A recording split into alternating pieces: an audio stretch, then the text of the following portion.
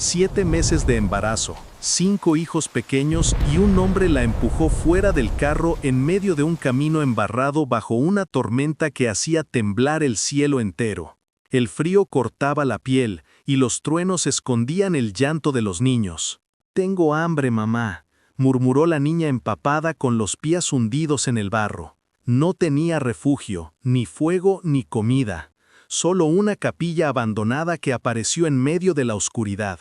Pero lo que encontró allí dentro no era un fantasma, y lo que estaba enterrado bajo el altar era algo que jamás debió ser descubierto. Antes de seguir, dime en los comentarios cuál es tu nombre. El estruendo del carro al alejarse fue el sonido que selló su destino. Quedó sola, con el sol de la tarde cayendo a plomo sobre el polvo del camino real, en algún páramo olvidado de Jalisco alrededor de 1940. El aire vibraba con el calor y el chillido de las chicharras, pero bajo ese ruido un silencio de muerte comenzaba a instalarse. María, embarazada de 7 meses, sintió la patada inquieta de su futuro hijo, un recordatorio punzante de vida en medio de la desolación absoluta. Sus otros 5 hijos, el mayor de apenas 11 años, se aferraban a su falda de manta, sus rostros sucios de polvo y lágrimas secas, sin entender por qué su tío Juan los había bajado con tanta violencia.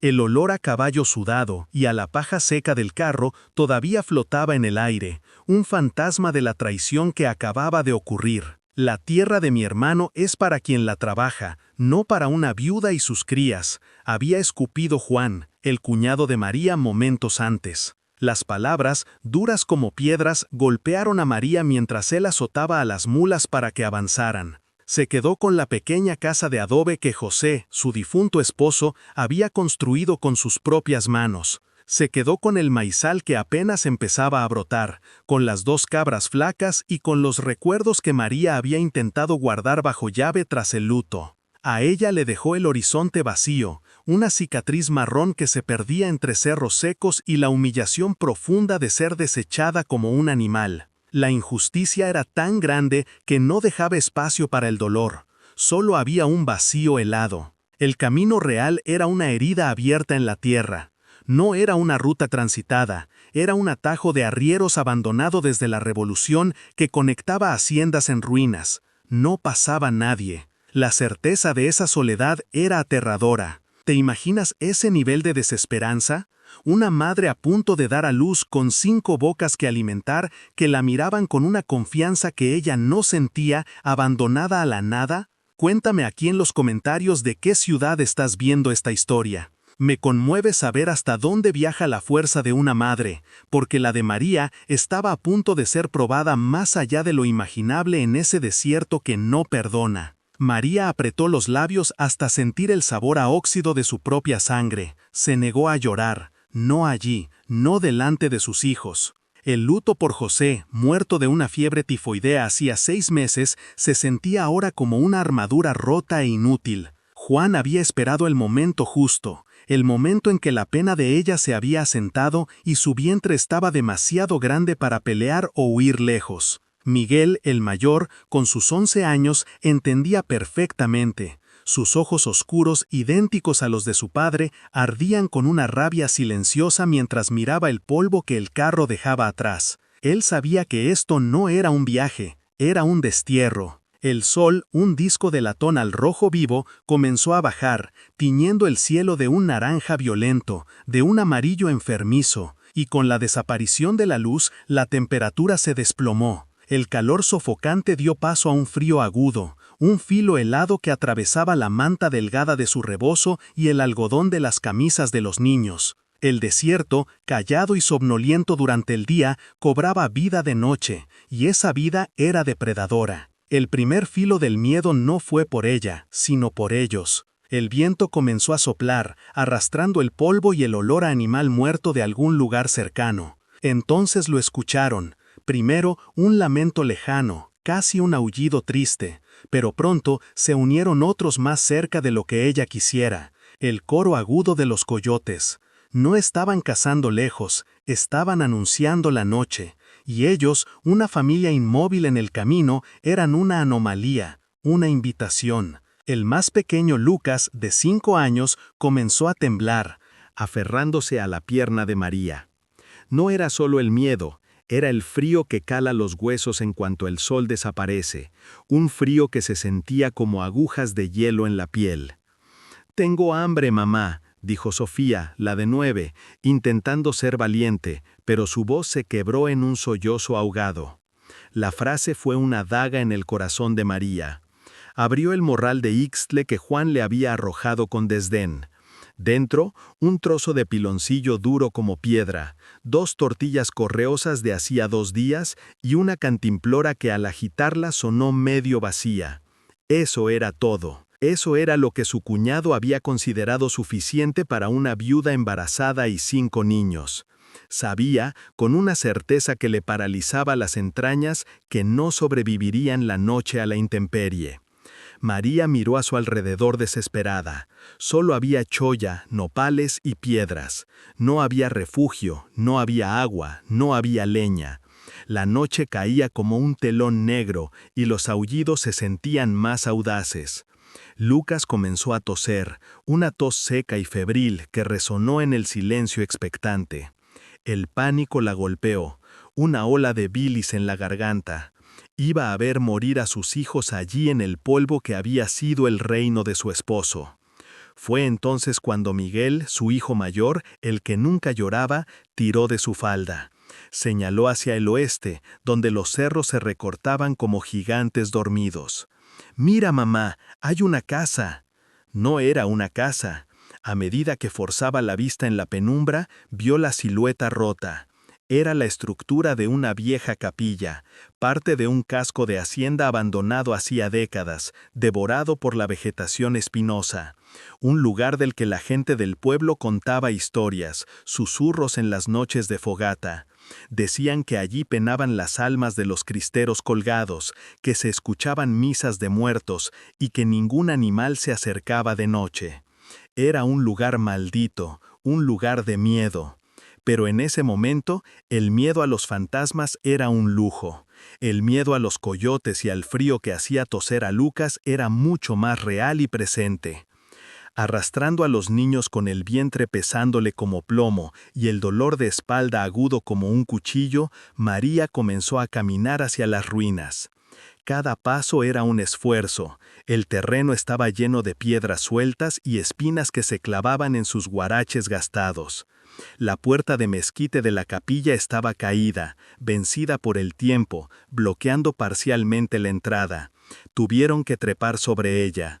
El olor a murciélago, a humedad y a polvo antiguo era sofocante, casi sólido. El techo de vigas estaba parcialmente colapsado, pero una esquina cerca del altar roto ofrecía un refugio precario del sereno que ya comenzaba a caer. La caminata de 100 metros hasta las ruinas pareció una eternidad. Cada nopalera retorcida escondía sombras que parecían moverse con el rabillo del ojo, y cada arbusto seco parecía susurrar con el viento helado. La puerta principal de la capilla, un pesado portón de mezquite, estaba caída de sus goznes, recostada sobre la tierra como la lápida de un gigante vencido.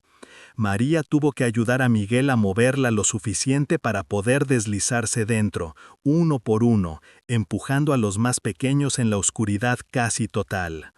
El interior era aún más frío que el exterior, y el olor la golpeó con fuerza. Una mezcla sofocante de excremento de murciélago, adobe húmedo y algo más, un olor a encierro, a tiempo estancado y a podredumbre.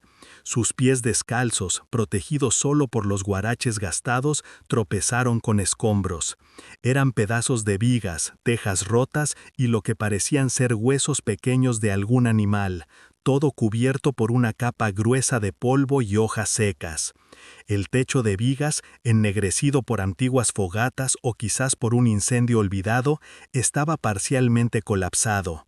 La luz pálida de la luna, que apenas comenzaba a subir, se filtraba por un boquete enorme sobre lo que debió ser la nave principal, iluminando un montón de escombros de manera fantasmal. El viento entraba por allí, aullando en un tono bajo y lúgubre, como si la capilla misma se quejara de su presencia. Era un refugio precario, pero era un refugio. María guió a sus hijos hacia la única esquina que parecía ofrecer algo de protección, cerca de donde el altar mayor, ahora solo un montón de ladrillos rotos y madera carcomida, bloqueaba parte del viento. «Aquí, siéntense aquí», susurró, su voz sonando extrañamente alta en la quietud. Mientras usaba sus manos para barrer las hojas secas y el polvo, buscando crear un nido para sus hijos, el miedo regresó con más fuerza. Lucas, el pequeño, comenzó a toser de nuevo. No era la tos seca de antes, era una tos perruna, profunda, que sacudía su pequeño cuerpo y sonaba húmeda. El pánico la golpeó. El frío de la carretera lo había enfermado, tal como temía. Le tocó la frente, ardía.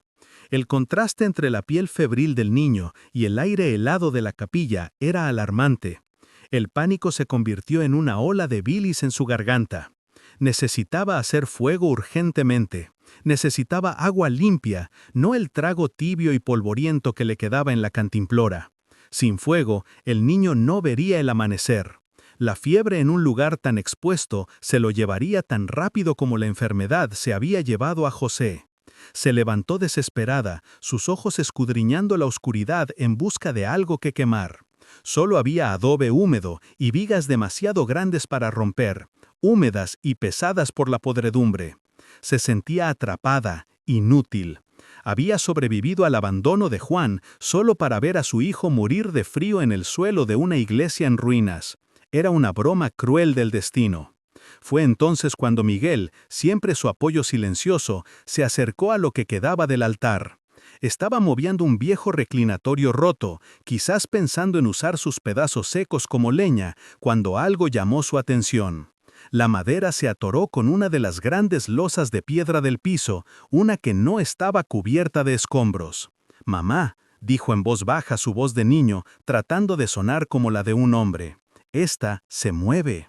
María se acercó, su corazón latiendo con una nueva clase de miedo. ¿Qué encontrarían debajo? ¿Una tumba, como decían las historias? ¿El escondite de algún animal? ¿Una serpiente de cascabel buscando calor? Con esfuerzo, los dos, madre e hijo, usaron sus dedos entumecidos y sucios para hacer palanca en el borde de la losa. La piedra estaba pesada, pero cedió girando sobre un eje de tierra compactada. Debajo no había oro ni huesos, había un pequeño hueco seco excavado a propósito en la tierra dura, y dentro algo que hizo que a María se le cortara la respiración y el corazón le diera un vuelco doloroso. No era un tesoro, era algo mucho más valioso. Cuidadosamente doblada, había una cobija de lana gruesa, limpia, que olía a humo de mezquite y a sol. A su lado, un costal de ixtle bien cerrado que al tocarlo reveló la forma de granos y algo duro, probablemente carne seca. Y junto al costal, dos botellas de vidrio oscuro, tapadas con corcho, llenas de agua que a la luz de la luna parecía limpia. María se quedó helada, su mano suspendida sobre la cobija. Esto no era un refugio abandonado. Esto era el hogar de alguien, alguien que estaba vivo, que era organizado y que planeaba regresar. El miedo anterior a los fantasmas fue reemplazado instantáneamente por el terror a lo desconocido, a un hombre de carne y hueso. ¿Un bandido que usaba la capilla como escondite? ¿Un ermitaño como decían las historias? ¿Quizás uno loco o peligroso? El folclor del pueblo cobró una nueva y aterradora vida. La cobija estaba limpia, el agua era fresca. Quien fuera que viviera allí había estado en ese lugar recientemente. Cada segundo que pasaban allí era una invasión, un robo, y el dueño podía regresar en cualquier momento y encontrarlos profanando su escondite, robando sus provisiones de supervivencia. Pero entonces Lucas tosió de nuevo, un sonido débil y lastimero que cortó la tensión. La fiebre ardía bajo sus dedos. La necesidad era más grande que el miedo. No había elección. Con manos temblorosas, María sacó la cobija de lana. Era pesada, cálida. Envolvió al niño enfermo en ella y el temblor de su cuerpo pareció disminuir casi de inmediato. Luego abrió el costal. El olor a pinoe y a carne seca la golpeó. Un aroma a vida. Tomó un pedazo de carne y se lo dio a Miguel, y luego a Sofía. Abrió una de las botellas y le dio de beber a Lucas antes de pasarla a los demás. La tensión era insoportable. María no podía dormir, no se atrevía. Se sentó contra la pared de adobe con la espalda recta, protegiendo el sueño febril de Lucas, que ahora respiraba un poco más tranquilo, envuelto en la lana ajena. A su lado había encontrado un palo de mezquite pesado y con una punta afilada, probablemente un trozo de viga. Lo aferró con ambas manos. Sus otros hijos, agotados y con el estómago menos vacío, se habían acurrucado juntos como cachorros, quedándose dormidos sobre las hojas secas. Ella vigilaría al dueño de esa cobija, al fantasma real de la capilla. Pasaron horas marcadas no por el reloj, sino por el crujido de la madera vieja. El aleteo de los murciélagos en lo alto y el sonido de la tos de Lucas, que por suerte se iba espaciando. La luna se movió por el boquete del techo, su luz plateada bañando el altar roto como un reflector sobre un escenario de miseria, iluminando la quietud de los niños dormidos. María no movió un músculo. Cada nervio de su cuerpo estaba tenso, escuchando más allá del viento, más allá de su propia respiración contenida. Y justo antes de que los primeros indicios de luz gris tiñeran el cielo, lo escuchó. No fue un coyote, no fue el viento, fueron pasos, un arrastrar lento, rítmico, de guarache sobre la piedra y la tierra. Alguien se acercaba a la capilla. María apretó el palo de mezquite con tanta fuerza que sus nudillos se volvieron blancos. Su corazón golpeaba sus costillas tan fuerte que temía que el sonido la delatara. Un tambor en el silencio absoluto. Los niños, sintiendo la tensión de su madre, incluso en sueños, despertaron en silencio, uno por uno. Sus ojos abiertos de par en par, paralizados por el miedo. Se convirtieron en un pequeño rebaño de terror, inmóviles detrás de ella. La sombra bloqueó la poca luz que entraba por la puerta caída. Era una silueta alta, más alta de lo que esperaba, encorvada. La figura se detuvo en la entrada como un animal probando el aire, oliendo el humo débil de una fogata que no había encendido. Un hombre muy anciano, con la barba blanca tan larga que le cubría el pecho y el cabello enmarañado cayéndole sobre los hombros, se detuvo en la entrada. Iba vestido con harapos, pero María notó con un sobresalto que eran harapos limpios, remendados con esmero con hilo de ixtle. Cargaba un pequeño manojo de leña seca atado con una cuerda. Sus ojos, hundidos en un rostro arrugado como la tierra seca, pero increíblemente lúcidos, escanearon la escena. Vieron a María con el palo levantado en un gesto defensivo. Vieron su vientre abultado. Vieron la hilera de niños asustados. Y finalmente sus ojos se posaron en Lucas envuelto en su cobija de lana. El viejo no dijo nada. El silencio se estiró pesado e insoportable, roto solo por la respiración sibilante de Lucas. María no se movió, su garganta cerrada por el pánico, esperando el grito de furia, la violencia del intruso invadido. Pero el hombre avanzó con el lento arrastrar de sus guaraches. Pasó a su lado, ignorando el palo que ella sostenía con manos temblorosas como si fuera una rama insignificante en su camino. Dejó la leña en el suelo cerca de la pared. Sacó un pedernal y un trozo de ixtle seco de una bolsita de cuero que llevaba al cinto, y con manos expertas que no temblaban, golpeó la piedra. Las chispas saltaron. En menos de un minuto, una pequeña llama cobró vida y él la alimentó con la leña. El calor fue inmediato, una bendición. Solo entonces el viejo se giró.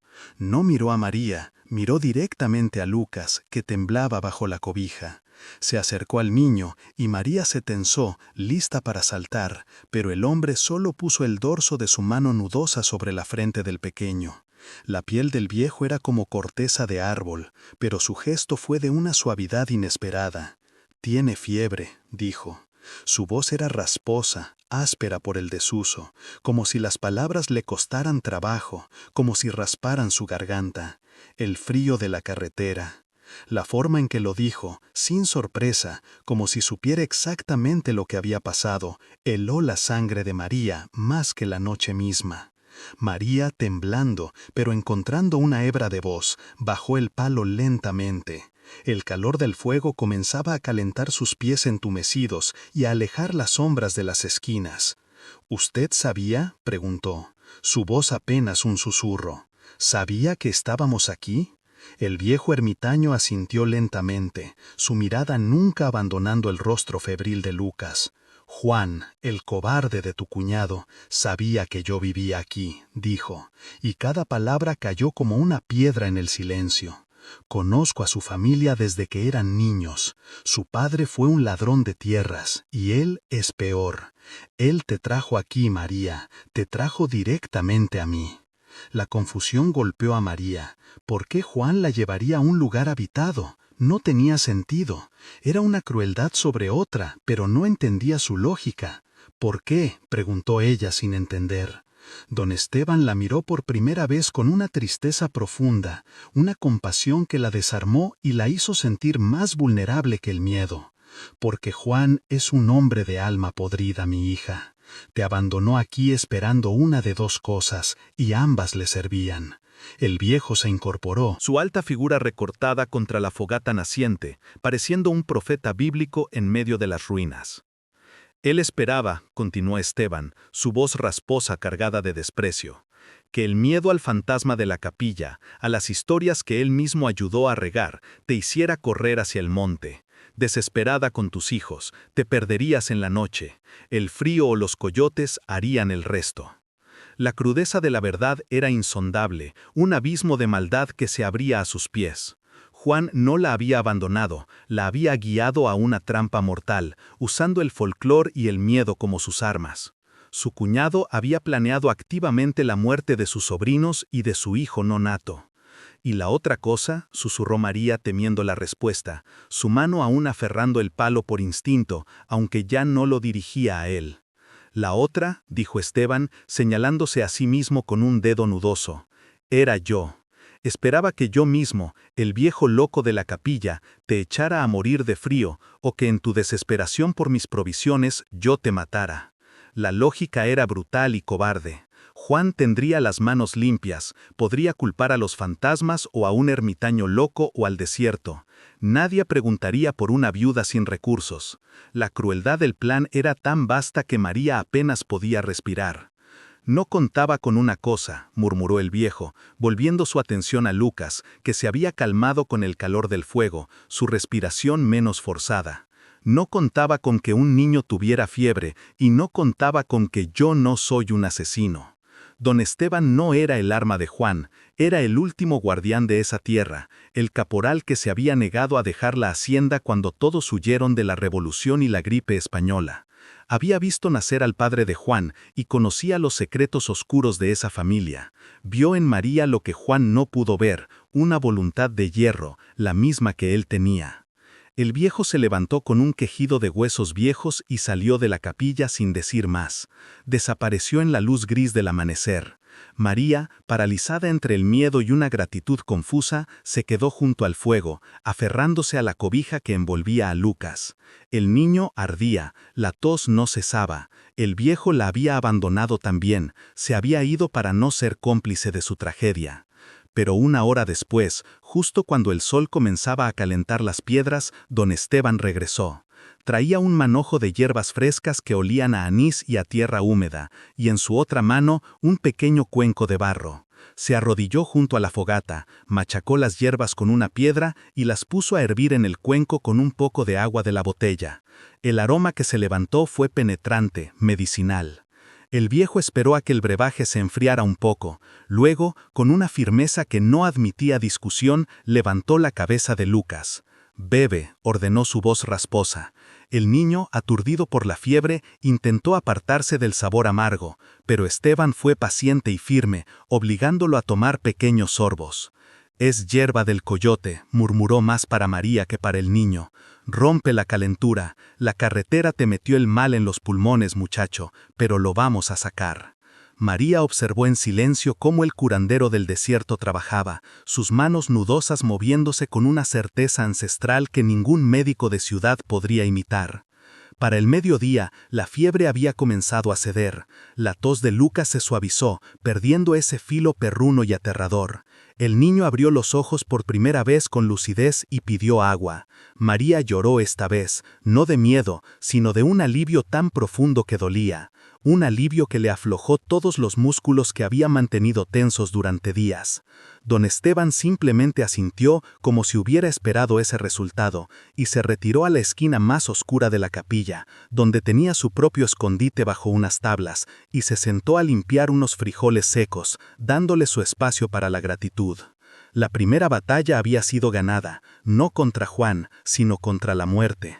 Las semanas que siguieron se convirtieron en una extraña rutina de supervivencia, un pacto de silencio y trabajo. La capilla se convirtió en un microcosmos, un mundo aislado donde las estaciones marcaban el tiempo, no los hombres.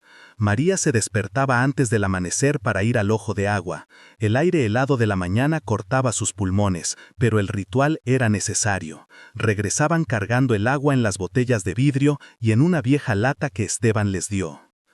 El viejo les enseñó a Miguel y a Sofía a poner trampas para conejos y tlacuaches, no con metal, sino con lazos de ixtle y varas flexibles, mostrándoles cómo leer las huellas en el polvo y dónde los animales bajaban a beber.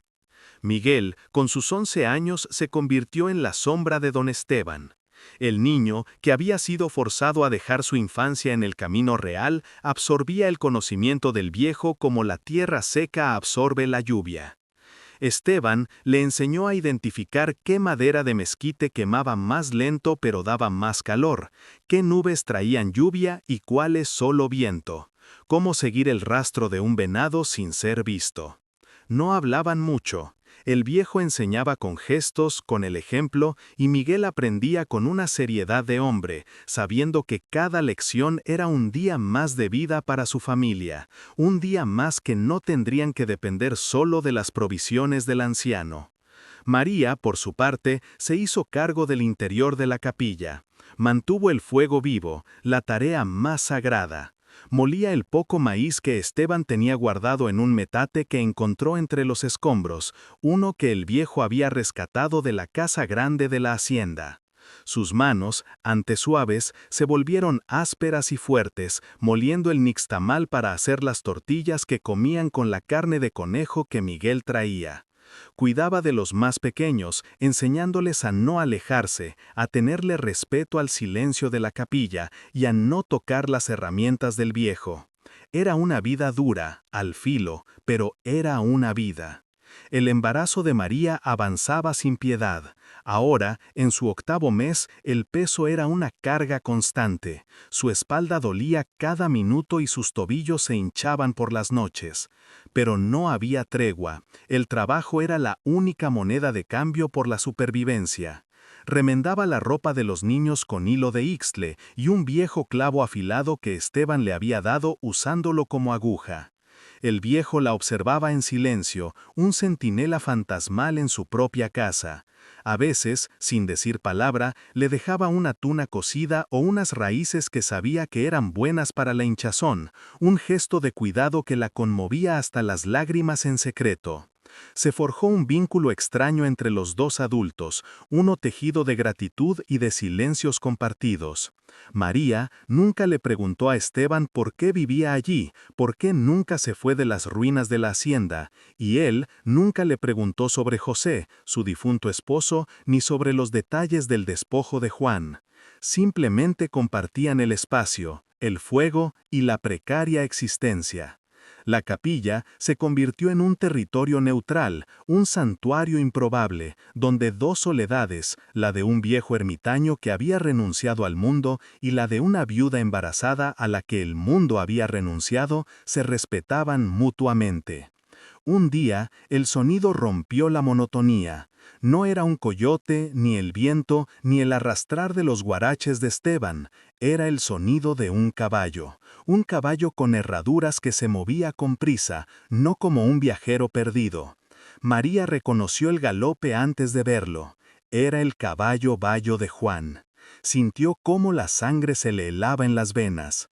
Estaba en el ojo de agua, lavando los trapos de Lucas. Se escondió tras las rocas, su corazón martillando contra sus costillas mientras veía a su cuñado acercarse a la capilla, su silueta recortada contra el sol de la mañana, viniendo a comprobar el resultado de su crueldad. Juan regresó. No venía a ayudar, no traía provisiones. Su rostro, visible incluso desde la distancia, estaba tenso por la sorpresa y la contrariedad.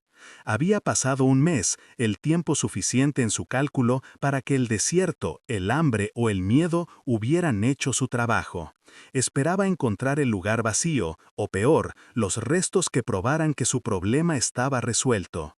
No esperaba encontrar vida. Su expresión se endureció al ver un pequeño tendedero improvisado entre dos nopales con ropa de niño secándose al sol. Vio una columna delgada de humo saliendo por un boquete en el techo. Vio señales de ocupación. Lo que encontró Juan lo dejó paralizado, su rostro descompuesto por una furia que no lograba entender. Al acercarse a las ruinas, lo primero que vio no fue desolación, vio un pequeño tendedero, una cuerda amarrada entre un nopal y el marco de una ventana rota y en él colgada ropa limpia de bebé, pequeños trozos de manta blanqueados al sol.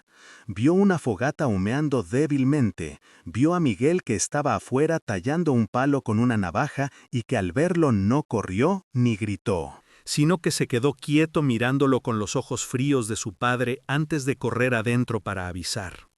Juan desmontó lentamente su rostro una máscara de furia. ¿Sigues aquí?, escupió, más como una acusación que una pregunta. Cuando María llegó, caminando lentamente desde el ojo de agua, su vientre enorme precediéndola. Ella se paró a 10 metros de él sin mostrar miedo, solo un cansancio profundo y una determinación fría. Ya no era la mujer rota que había abandonado en el camino.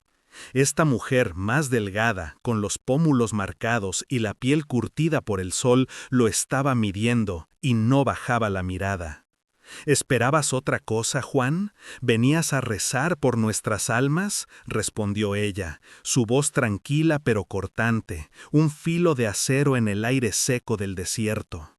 La sorpresa de Juan se convirtió en rabia pura. Vio la cobija de lana, su cobija doblada en la entrada. Vio el costal de Ixtle, reconoció sus provisiones, las que el ermitaño guardaba. Así que no solo eres una carga, sino también una ladrona, siseó dando un paso adelante, robándole a un pobre viejo loco. Creyó que ella estaba sola, que el ermitaño había muerto o ella lo había ahuyentado. Te di la oportunidad de irte con dignidad. Ahora lárgate de aquí. Estas ruinas están en la linde de mi propiedad. Lárgate antes de que te saque a la mala. La amenaza era clara, física. María no retrocedió, apretó los puños a los costados, sintiendo la tierra dura bajo sus guaraches.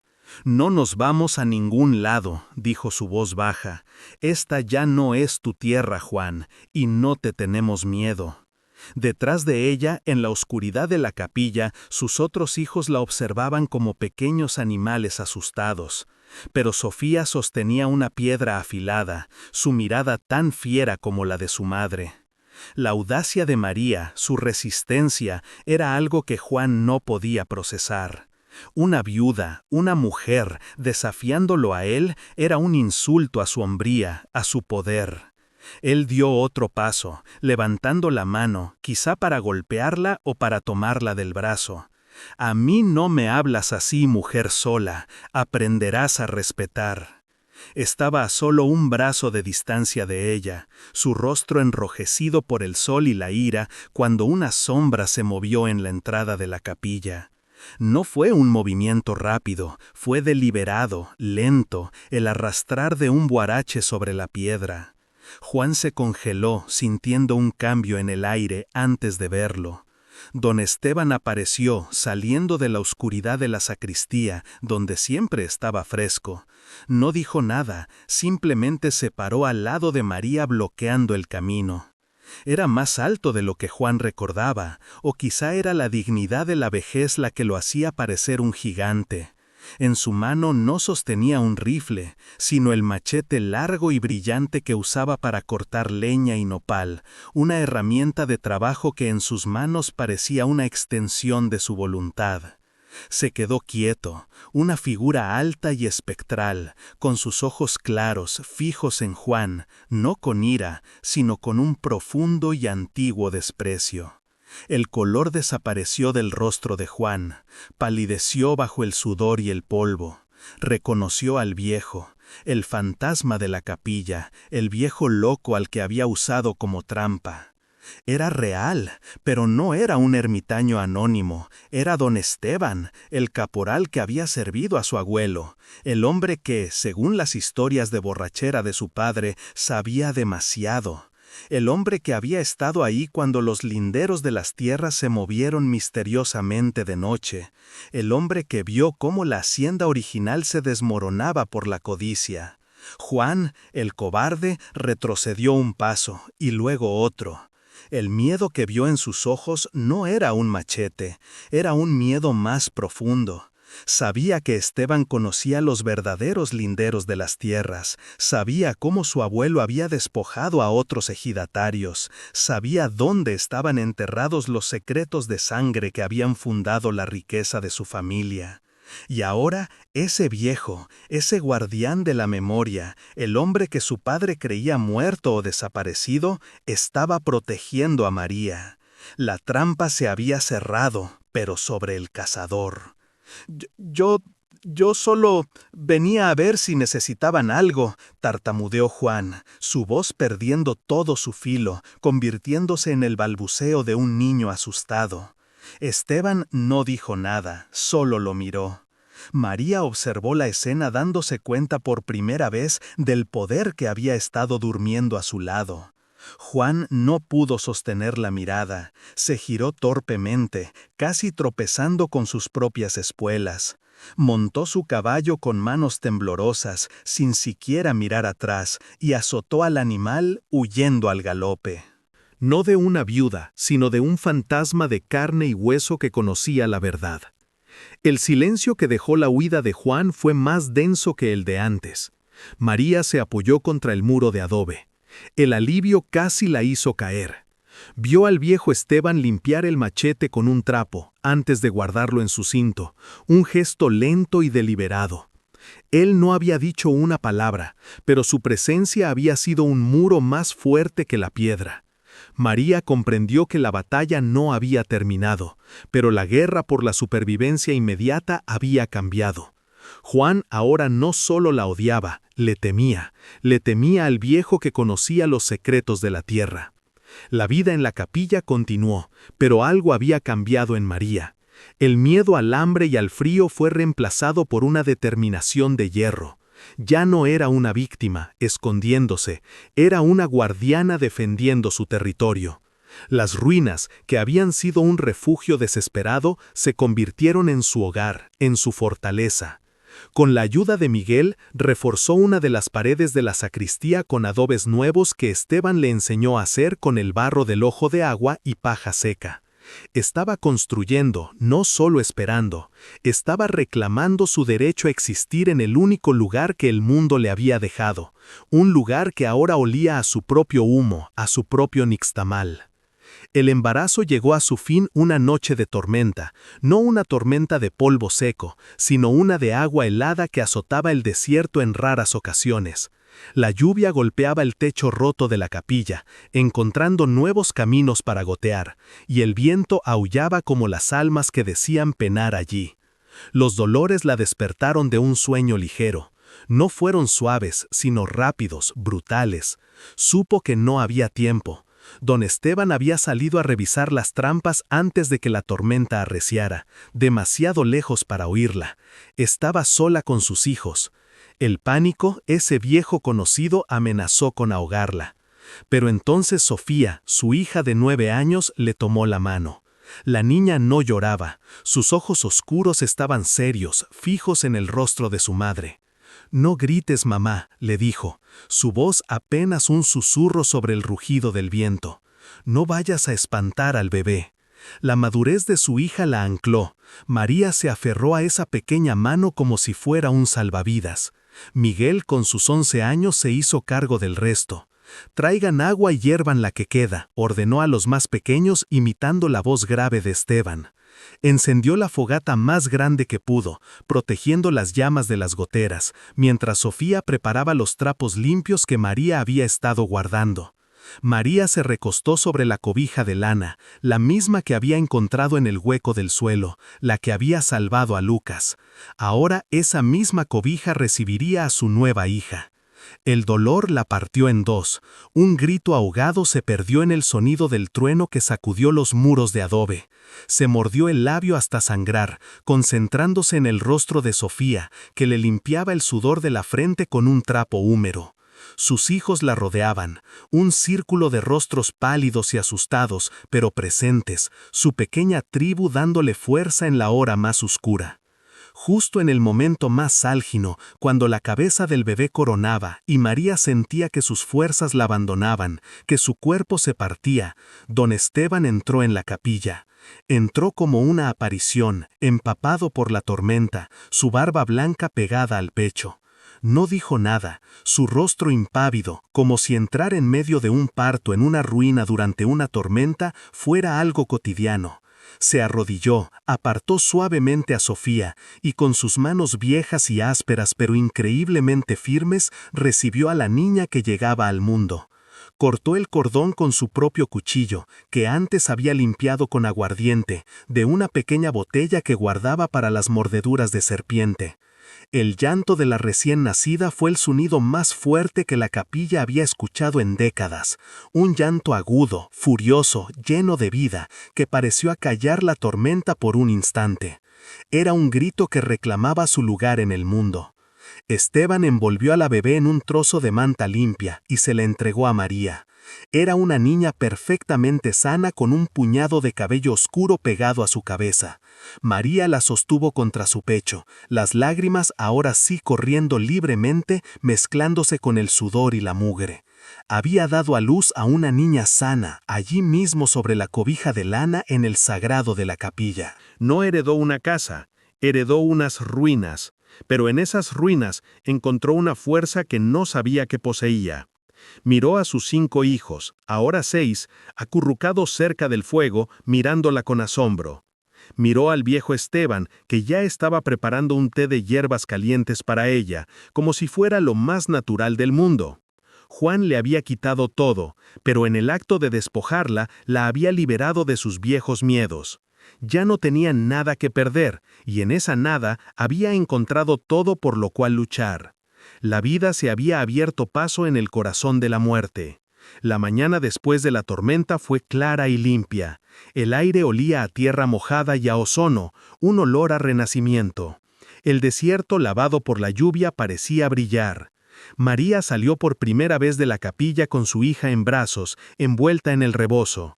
Se sentó en una piedra, dejando que el primer sol de la mañana tocara el rostro de la bebé. Don Esteban estaba sentado cerca afilando su machete. «Tiene que tener un nombre», dijo él sin mirarla, su voz rasposa rompiendo el silencio. María miró las ruinas, el adobe brillando bajo el sol, la vida imposible que había brotado allí en medio de las historias de fantasmas y del abandono humano.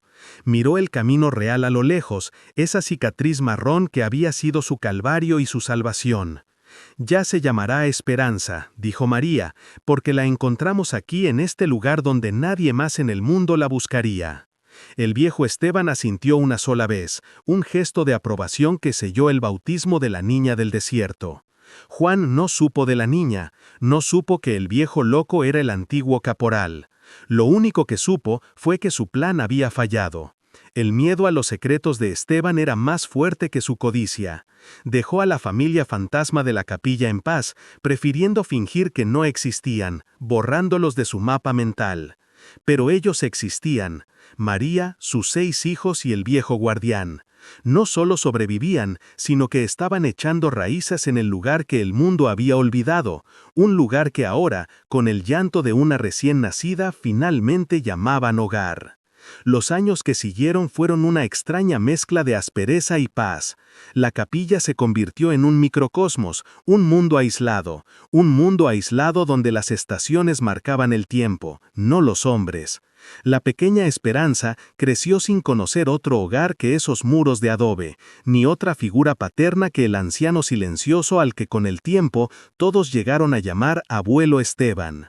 Creció sin zapatos, con la piel curtida por el sol y con una agilidad de cabra montesa, conociendo cada piedra y cada nopalera de su territorio. Los otros niños se adaptaron, se endurecieron, se volvieron parte del paisaje, tan resistentes y espinosos como la vegetación que los rodeaba. Miguel, que cumplió 16 años dentro de esas ruinas, ya no era un niño en absoluto. Era un hombre joven, callado como Esteban, pero con los ojos vigilantes de su madre. Se convirtió en el verdadero proveedor, el cazador, sus manos callosas tan expertas como las del viejo. Sabía leer el cielo para predecir la lluvia, sabía encontrar agua donde parecía no haberla, y su puntería con la resortera que él mismo fabricó era infalible. Rara vez hablaban él y Esteban, se entendían con gestos, con una mirada en la tarea compartida de mantener viva a la familia. Sofía, por su parte, se convirtió en la segunda madre, en la tejedora de la vida doméstica.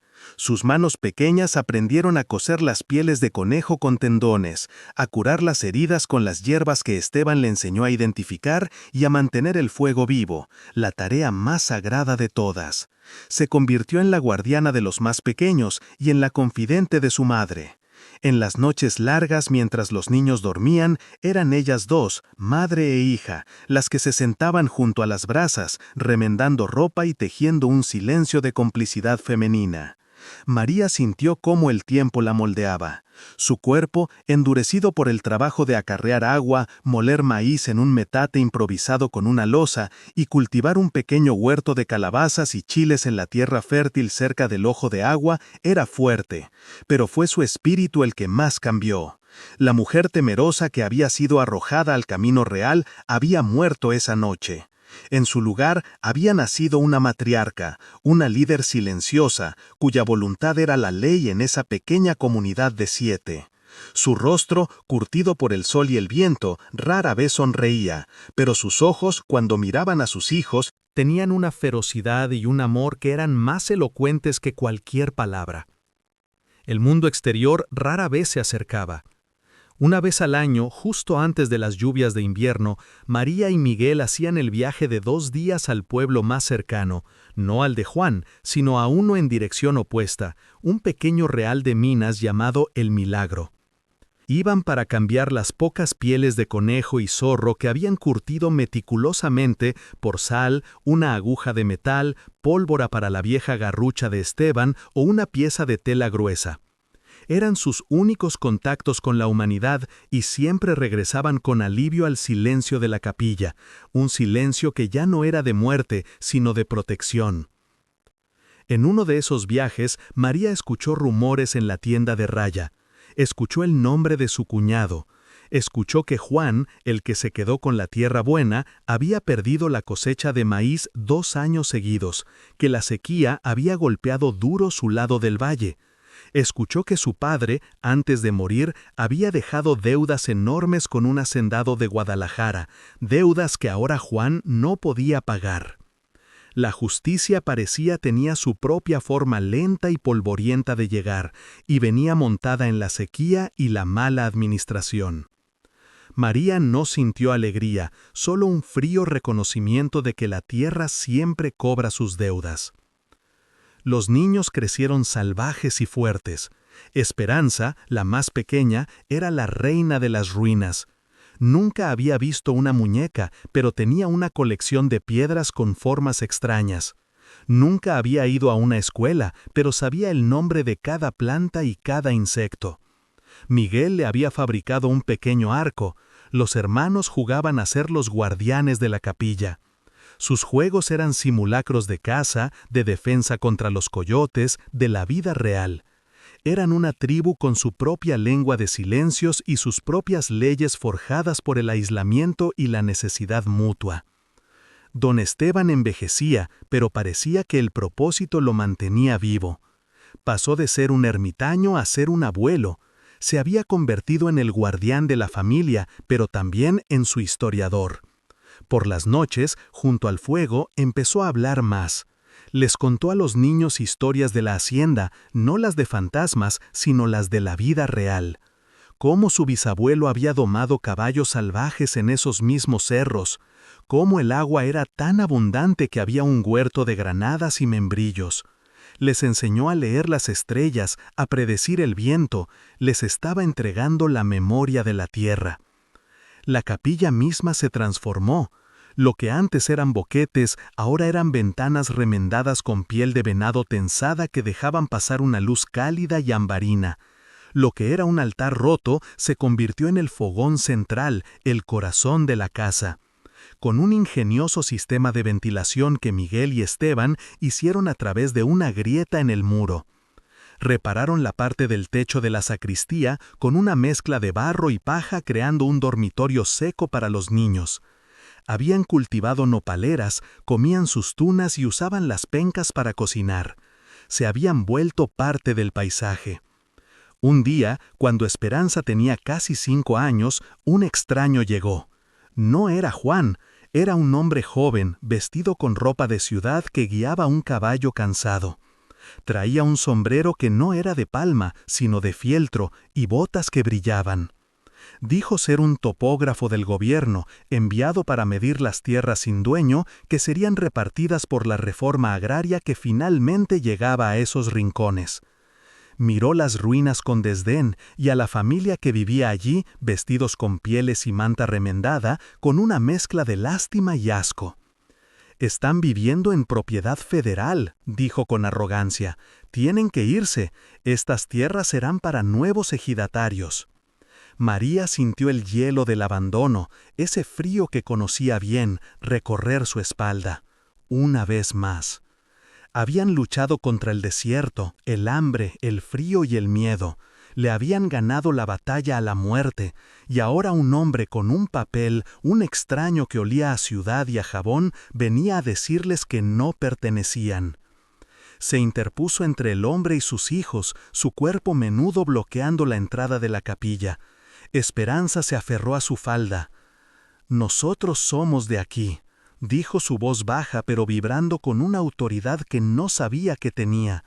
«Esta tierra nos ha costado, pagamos por ella con trabajo y con miedo, no nos vamos».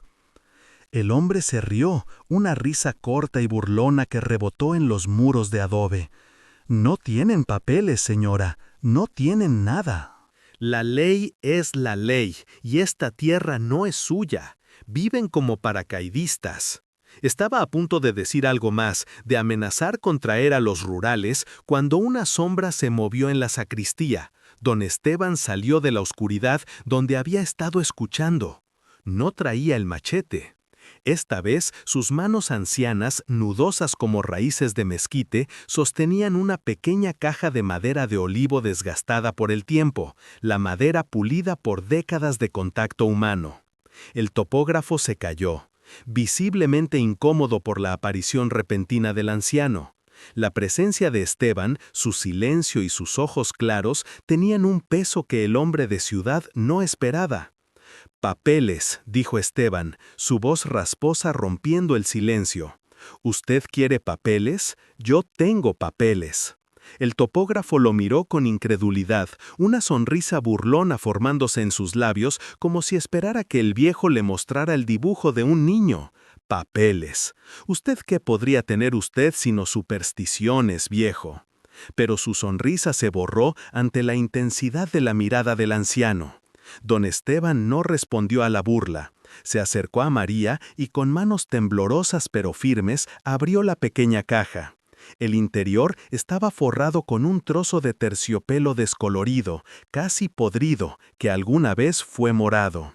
Dentro, sobre ese lecho fúnebre, no había oro ni joyas, había un solo documento doblado muchas veces, el papel amarillento y quebradizo, las orillas rotas. Estaba escrito no a máquina, sino con la caligrafía elegante y florida del siglo XIX y sellado con un lazo de cinta roja y un trozo de cera endurecida que milagrosamente aún conservaba el relieve de un águila. «El título de merced original», susurró Esteban, más para María que para el topógrafo, como si estuviera revelando un sacramento. «El primer dueño de esta hacienda, don Ramiro, me lo dio antes de morir. Yo era su caporal, su hombre de confianza. Me hizo jurar que lo cuidaría, que cuidaría la tierra, aunque la casa se cayera. Dijo que mientras este papel existiera, la tierra tendría un guardián». El topógrafo, ahora picado por la curiosidad profesional, se acercó y con una delicadeza inesperada tomó el documento que el viejo le ofrecía. Lo desdobló con el cuidado de un cirujano, sus dedos expertos sintiendo la textura del papel antiguo. Sus ojos volaron sobre las líneas de tinta marrón. Dejó de ser un burócrata arrogante para convertirse en un historiador asombrado. Sus ojos se abrieron de par en par mientras leía el sello real, la firma del virrey, la descripción de los linderos que abarcaban no solo la capilla, sino todo el valle. «Dios mío», tartamudeó el hombre, su rostro perdiendo el color. Esto no es un papel cualquiera, es un título virreinal. Esto antecede a la reforma, a la revolución, a todo. Esto es la ley». Miró a Esteban ya no con lástima, sino con un asombro que rayaba en el miedo. «Esto cambia todo. Esta tierra no es federal. Esta tierra tiene dueño, siempre lo ha tenido». Luego sus ojos se movieron hacia el mapa descrito en el documento y palideció aún más. «Los linderos abarcan todo el valle, incluyendo la tierra al este, la que ocupa un tal Juan». La ironía era tan vasta como el desierto mismo. Juan, en su intento de despojar a María, la había arrojado al único lugar y a la única persona que podía despojarlo a él. María no entendía de leyes virreinales, pero entendía el cambio en el rostro del hombre.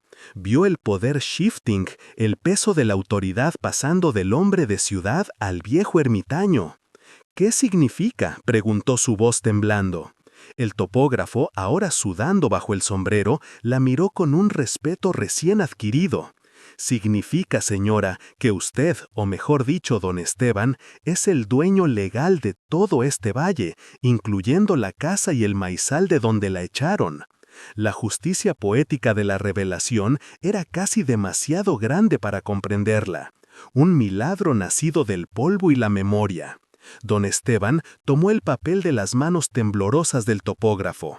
Sus ojos, que habían visto casi un siglo de cambios, se posaron en María, en su vientre que pronto daría vida, y en la hilera de niños que la miraban como a su sol. «La tierra es de quien la trabaja, María, pero también de quien la cuida. Yo ya estoy viejo. Cuidé el papel, usted cuidó la vida que había en ella, usted y sus hijos». Con un gesto solemne, allí bajo el techo roto de la capilla, le entregó el documento virreinal. Ahora es su turno de cuidarla. El topógrafo, ansioso por enmendar su arrogancia y ser parte de una historia increíble, se apresuró a hablar. «Voy a ir a la cabecera municipal de inmediato».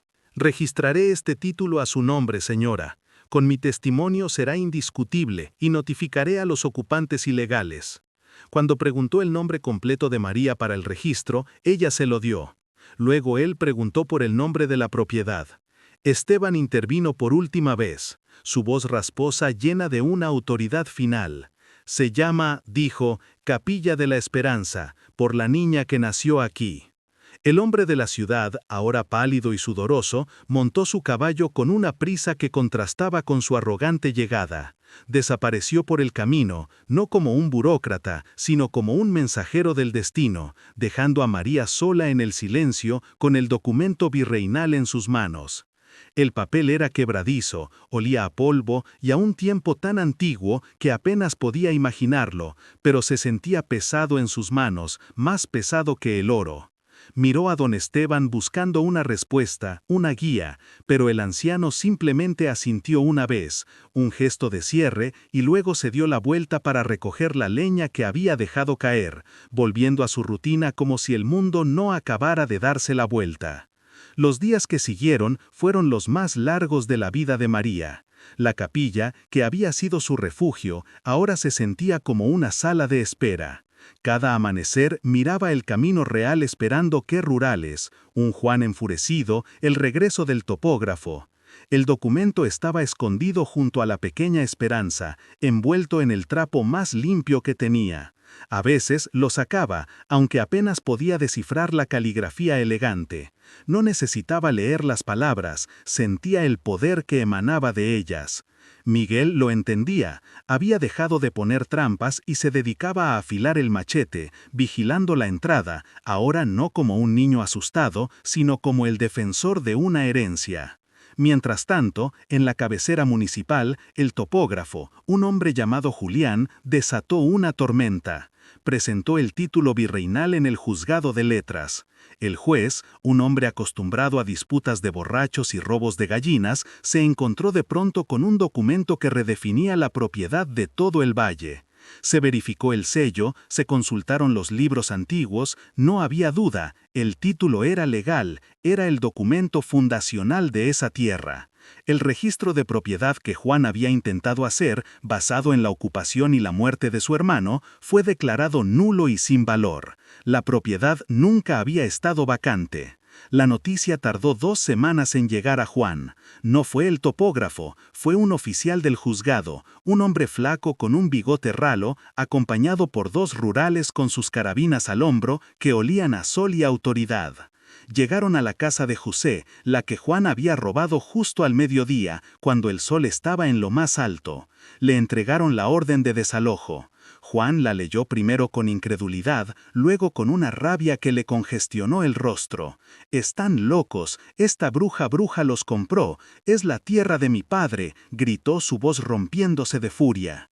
El oficial, sin inmutarse, desenrolló una copia certificada del título virreinal.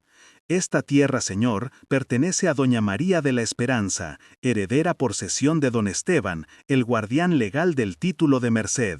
Usted la está ocupando ilegalmente». Juan palideció.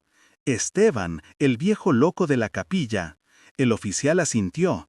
«El mismo, él, el dueño, que ahora ella es la dueña. Tiene 30 días para abandonar la propiedad. Si no lo hace, los rurales lo sacarán a la fuerza».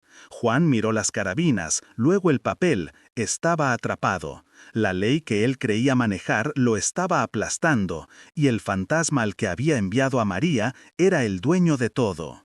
Los rumores dicen que Juan pasó esa noche gritando, bebiendo y maldiciendo. Culpó a su padre por no haber matado al viejo Esteban cuando tuvo la oportunidad. Culpó a María por ser una bruja. Culpó al gobierno por meterse. Pero al amanecer, el miedo a los rurales y al peso de la ley fue más fuerte que su orgullo. No esperó los 30 días. Ensilló su carreta en la oscuridad, cargando las pocas cosas de valor que tenía, y antes de que saliera el sol se había ido.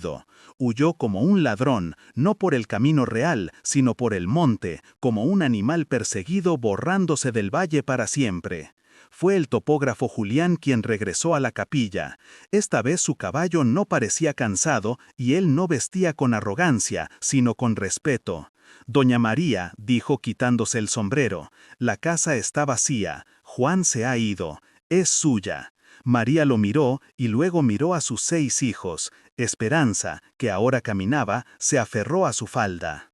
Miguel sostenía la garrucha del viejo. Sofía tenía los ojos de su madre, serios y profundos. Era real. Habían ganado. Miró a Esteban, que estaba sentado en su piedra mirando el sol. «¿Viene con nosotros, abuelo?», preguntó ella.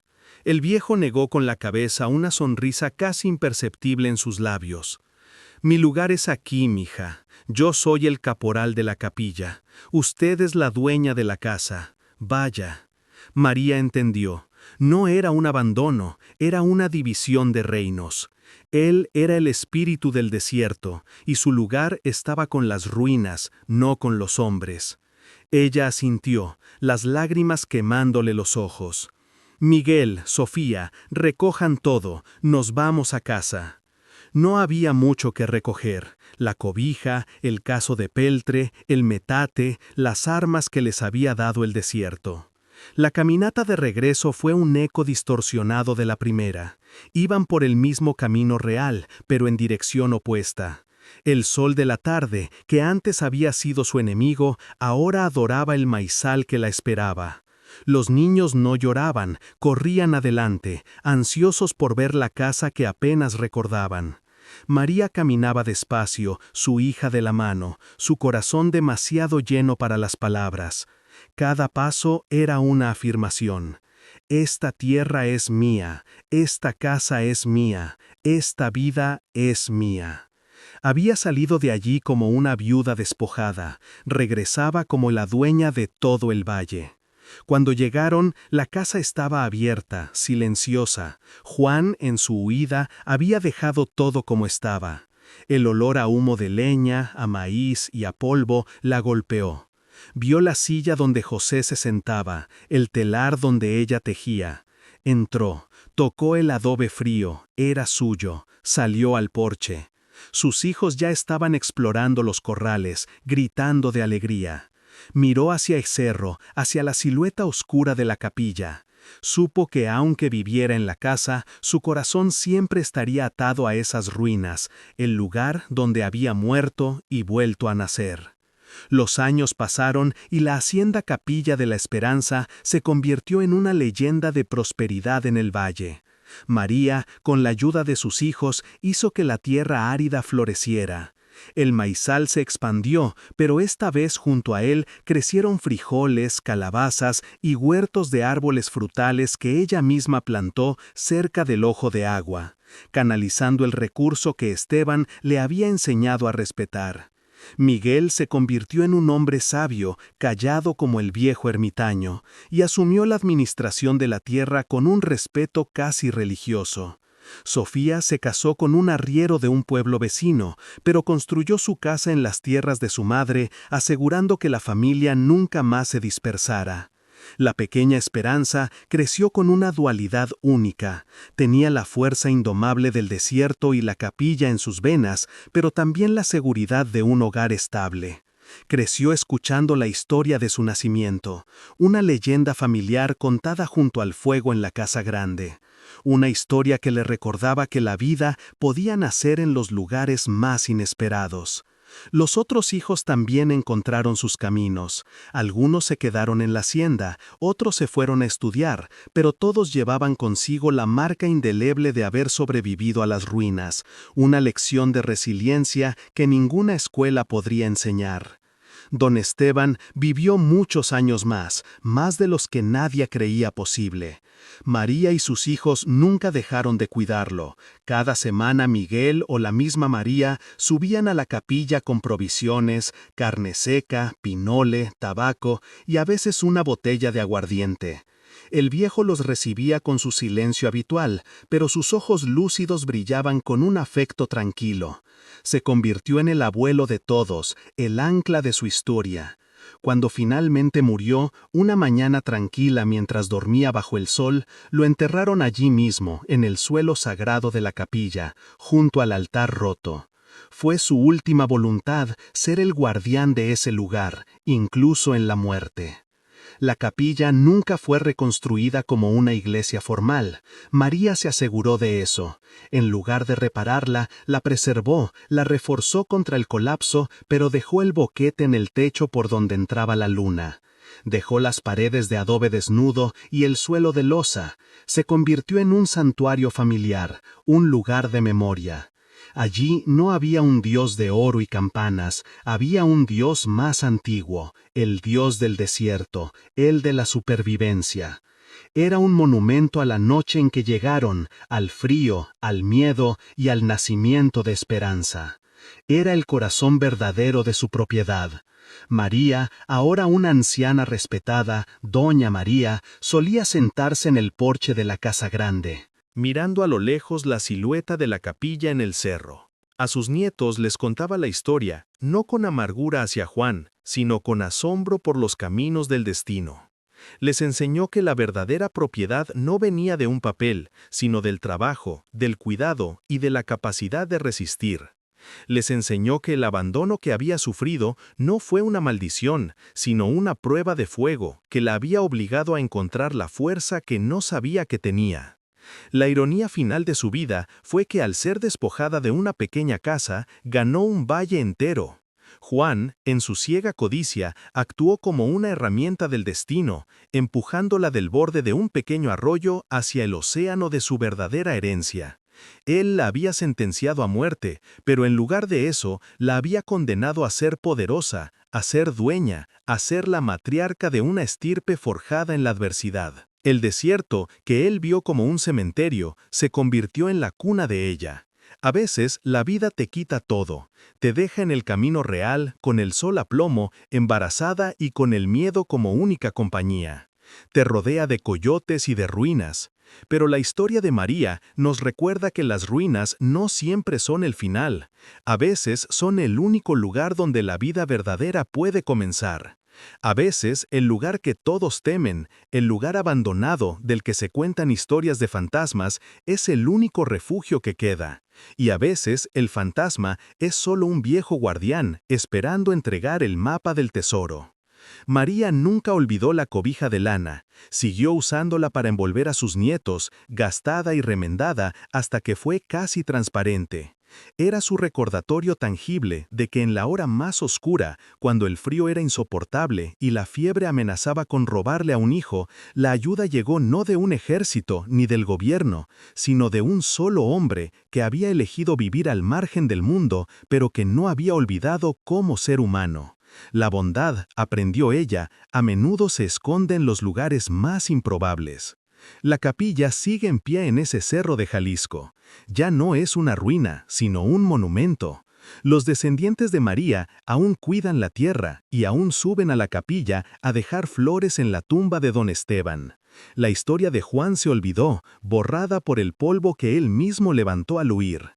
Pero la historia de María se cuenta, la historia de cómo una viuda embarazada, abandonada para morir, encontró en el lugar más temido un guardián, un hogar y un imperio. ¿Y tú alguna vez has sentido que te abandonaban en tu propio camino real? ¿Has encontrado ayuda en el lugar que menos esperabas? Cuéntame aquí en los comentarios.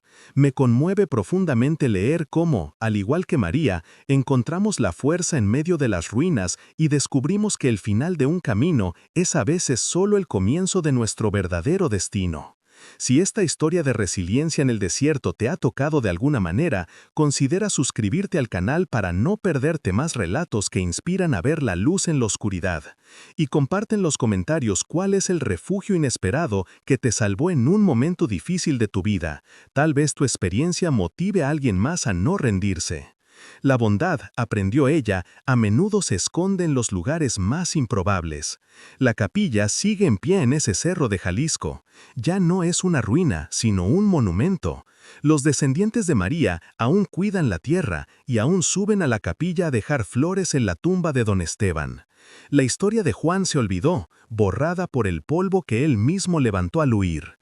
Pero la historia de María se cuenta, la historia de cómo una viuda embarazada, abandonada para morir, encontró en el lugar más temido un guardián, un hogar y un imperio. ¿Y tú, alguna vez has sentido que te abandonaban en tu propio camino real? ¿Has encontrado ayuda en el lugar que menos esperabas? Cuéntame aquí en los comentarios. Me conmueve profundamente leer cómo, al igual que María, encontramos la fuerza en medio de las ruinas y descubrimos que el final de un camino es a veces solo el comienzo de nuestro verdadero destino. Si esta historia de resiliencia en el desierto te ha tocado de alguna manera, considera suscribirte al canal para no perderte más relatos que inspiran a ver la luz en la oscuridad. Y comparte en los comentarios cuál es el refugio inesperado que te salvó en un momento difícil de tu vida. Tal vez tu experiencia motive a alguien más a no rendirse.